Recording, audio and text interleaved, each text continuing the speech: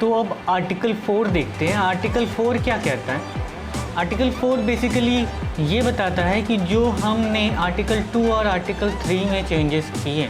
Article 2 क्या था?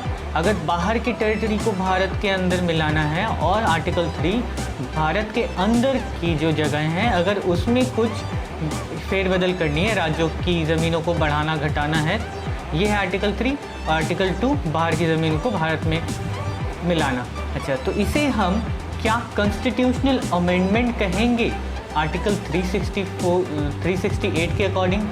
Article 4 ये क्लियर करता है कि जो ये हम बदलाव करेंगे आर्टिकल 2 और 3 में, वो हम आर्टिकल 368 के अकॉर्डिंग कॉन्स्टिट्यूशनल अमेंडमेंट नहीं समझेंगे, ये नहीं समझा जाएगा। और साथ साथ आपने अगर देखा होगा तो वहाँ पे शेड्यूल है, शेड्यूल 1 और शेड्यूल 4 है हमारे आर्टिकल में, हमारे कॉन्स्टिट्यूशन में।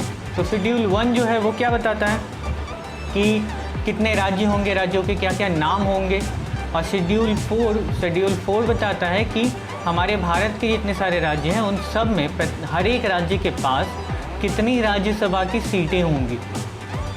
तो ये दो जगह चेंजेस हो जाएंगे अगर आर्टिकल 2 और 3 में चेंज हो जाता है। तो अगर मान लीजिए आर्टिकल 3 में चेंज हो गया, यहाँ पे आंध्र प्रदेश था, तेलंगाना भी साथ में बन गया। अब तेलंगाना नाम ये तो डालना पड़ेगा ना शेड्यूल 1 में, तो ये हम अगर डालते हैं मतलब शेड्यूल 1 में चेंज हो रहा है, शेड्यूल 1 में जो चेंज होगा इस तरह से, तो वो हम ये अमेंडमेंट नहीं समझेंगे। ये 368 का अमेंडमेंट क्या होता है ये तो अभी हमने नहीं पढ़ा है। तो 368 का अमेंडमेंट जो है वो स्पेशल मेजॉरिटी से होता है, ठीक है। स्पेशल मेजॉरिटी अगर पार्लियामेंट में है तो ही 368 के अकॉर्डिंग कॉन्स्टिट्यूशन में कोई चेंज कर सकते हैं।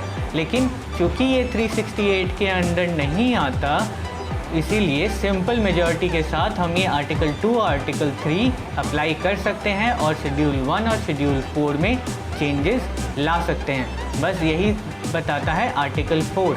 आर्टिकल 4 क्या बताता है कि आर्टिकल 2 और 3 में जो भी चेंजेस होंगी उसे हम आर्टिकल 368 के अकॉर्डिंग नहीं समझेंगे कि वो कॉन्स्टिट्यूशनल अमेंडमेंट आर्टिकल 368 के अकॉर्डिंग हुआ है, ठीक है। तो यही रहा आर्टिकल 4। अब हम मिलेंगे अपने अगले आर्टिकल में।